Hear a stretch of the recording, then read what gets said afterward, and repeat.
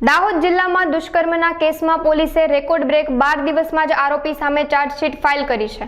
આરોપી આચાર્ય ગોવિંદ નટ સામે દાહોદ પોલીસ દ્વારા 1700 પાનાની ચાર્જશીટ રજૂ કરવામાં આવી છે। આ કેસમાં કુલ 150 સાક્ષીઓને તપાસવામાં આવ્યા છે। આરોપી લોઅર કોર્ટથી લઈને સુપ્રીમ કોર્ટ સુધી બચી ન શકે તે માટે પોલીસે સાક્ષીઓની સાથે વૈજ્ઞાનિક પુરાવાઓ પણ એકત્ર કર્યા છે। એફએસએલની મદદ લઈ ફોરેન્સિક ટેક્સોલોજી, વોઇસ સ્પેક્ટ્રોગ્રાફી, એપિથેરિયલ ટેસ્ટ જેવા અલગ અલગ પાસે ટેસ્ટ કરી તેના રિપોર્ટ ચાર્જશીટમાં મૂકવામાં આવ્યા છે। દાહોદ જિલ્લાના રણધીકપુર પોલીસ સ્ટેશનની હદમાં તોરણી ગામે જે 6 વર્ષની બાળકીની ઘટના બનેલી હતી 19 તારીખના રાત્રે, જેમાં 20 તારીખના રાતે મોડી રાત્રે ખૂનનો ગુનો દાખલ કરવામાં આવેલો અને ત્યારબાદ તપાસ હાથ ધરવામાં આવેલી।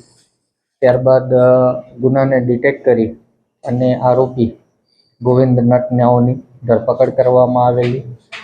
આ બાબતમાં દાહોદ જિલ્લા પોલીસ યોગ્ય તપાસ થાય, ઊંડાણપૂર્વક તપાસ થાય અને સમયસર તપાસ પૂર્ણ થાય તે માટે એક તપાસ માટે એક ટીમની રચના કરવામાં આવેલી, જેમાં 4 ડીવાયએસપી, 4 પોલીસ ઇન્સ્પેક્ટરો અને 2 પીએસઆઈ નાઓ સામેલ હતા। આ ટીમનું નેતૃત્વ ડીવાયએસપી વ્યાસ લીમખેડા અને ઇન્વેસ્ટિગેશન ઓફિસર તરીકે નરેન્દ્ર ચૌધરી નાઓએ તપાસ હાથ ધરેલી। આ તપાસમાં આ અધિકારીઓ ઉપરાંત આશરે 300 જેટલી પોલીસ અલગ અલગ કાર્યોમાં અલગ અલગ રીતે જોડાયેલી હતી અને 12 દિવસની મર્યાદામાં આશરે 1700 પાનાનું એક મજબૂત ચાર્જશીટ નામદાર કોર્ટમાં કરી દેવામાં આવ્યું છે। આ ચાર્જશીટમાં તમામ બાબતો, તમામ અલગ અલગ પહેલુઓનો અભ્યાસ કરી, વૈજ્ઞાનિક પૃથ્થકરણ કરી અને સામેલ કરવામાં આવ્યું છે, જેમાં મુખ્યત્વે 2 એનાલિસિસ અગત્યના છે। જે સ્કિનના એપિડર્મિક લેયરમાં જે એપિથેલિયલ સેલ્સ હોય છે એ સેલ્સના ડીએનએનું એનાલિસિસ ગાંધીનગર ફોરેન્સિક લેબ દ્વારા કરવામાં આવેલું છે। આ એકદમ ડીપમાં ડીપ જે એનાલિસિસ હોય એ એનાલિસિસ ગાંધીનગર ફોરેન્સિક લેબોરેટરી દ્વારા કરવામાં આવ્યું છે। એ ઉપરાંત ક્રાઇમ સીન જે હોય એ ક્રાઇમ સીનનું સાયકોલોજીકલ ફોરેન્સિક એનાલિસિસ પણ આ કિસ્સામાં કરવામાં આવેલું છે, જેમાં ક્રાઇમ સીનની વિડીયોગ્રાફી, ડ્રોનથી આખા એરિયાની એ ક્રાઇમ ટાઈમ દરમિયાનની વિડીયોગ્રાફી, એ સમયને અનુરૂપ વિક્ટિમોના વિડીયોગ્રાફી સ્ટેટમેન્ટો, આરોપીના વિડીયોગ્રાફી સ્ટેટમેન્ટો, ઓરલ જે ડોક્યુમેન્ટ હોય છે આ તમામને સંકલિત કરી અને ગાંધીનગર ફોરેન્સિક લેબ દ્વારા એક આખો detail crime scene psychology report અને ક્રિમિનલ સાયકોલોજી રિપોર્ટ પણ અમને પૂરો પાડવામાં આવ્યો છે।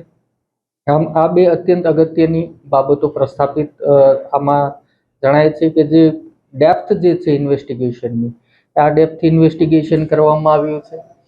આ તપાસ દરમિયાન 150થી વધારે સાહેદોને ચકાસવામાં આવ્યા છે અમારા મારફતે અને રાજ્ય સરકારની મંજૂરીથી સ્પેશિયલ પબ્લિક પ્રોસિક્યુટર તરીકે શ્રી અમિતભાઈ નાયરનાઓની નિમણૂક કરી દેવામાં આવેલી છે।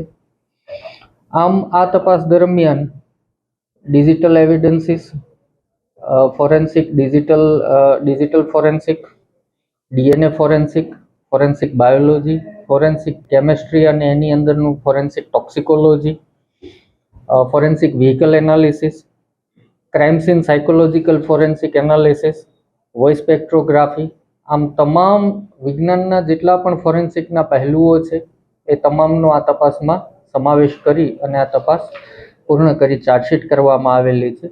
આ ચાર્જશીટમાં જે 103 એક મર્ડર માટેની કલમ તો હતી જ, એ ઉપરાંતની તપાસ દરમિયાન ઉમેરાયેલી કલમો છે BNS 66, 65(2) જેમાં મૃત્યુદંડ સુધીની સજાની જોગવાઈ છે, 64(2)F, 238, 127(2) અને પોક્સો એક્ટની કલમ 6 મુજબ ચાર્જશીટ કરવામાં આવ્યું છે।